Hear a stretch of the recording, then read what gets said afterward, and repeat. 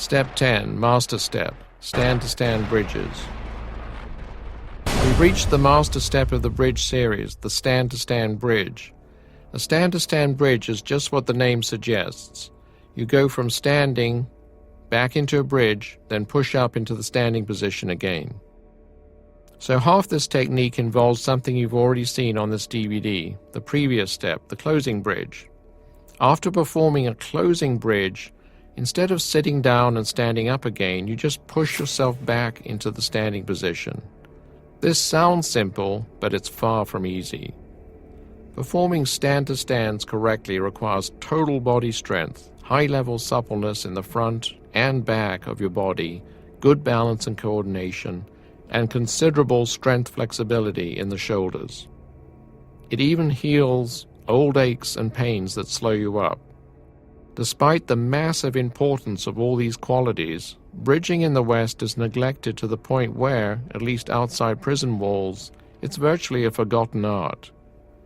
Once you can perform this exercise, you can count yourself as 1 in 10,000 athletes.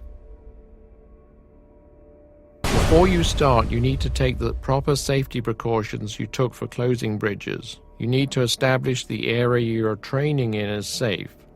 For at least the distance of your own height behind the point where you'll be standing, make certain your training area is clear and safe.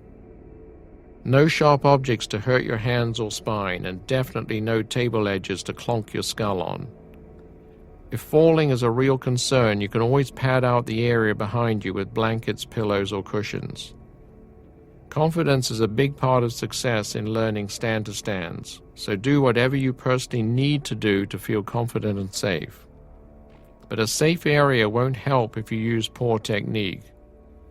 Remember to perform this exercise under muscular control. It's not meant to be explosive.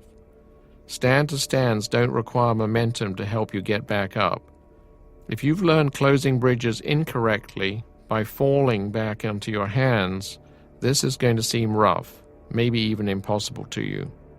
But if you've learned to get to the floor using strength, flexibility, and by shifting your center of gravity down and forwards, then this shouldn't pose too much of a problem, because all you're doing is reversing the feeling and technique of a closing bridge.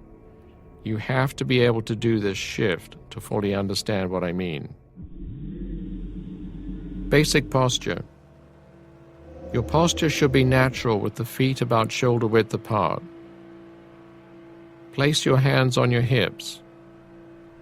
Relax your breathing and try to breathe normally throughout the exercise.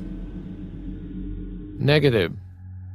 Push your hips forwards as you simultaneously arch your spine. When your hips are as far forward as possible with fairly straight legs, begin bending your knees and keep shifting your gravity forward. As you do this, draw your chin up and look towards the wall behind you. Continue arching until you can see the floor a few feet behind you. Once you can see a place to put your hands, take your hands off your hips and begin to bring them up over your shoulders. Continue shifting your gravity forward as your hands move beyond your head and place your palms on a point you can see. It's important to place your hands on the floor under full control. Don't just fall back onto your hands.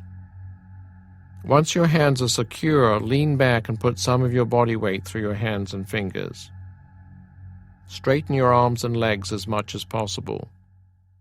Arch your back and push your hips as high as you can. You will now be in a full bridge hold on the floor. Positive. Shift your center of gravity forward by pushing up through the arms while pressing your hips up and forward. Continue until more of your weight is going through your legs and less through your hands. If you need to take mini steps forwards with your hands as you go, do it. Keep going until your palms aren't needed anymore and lift off the floor.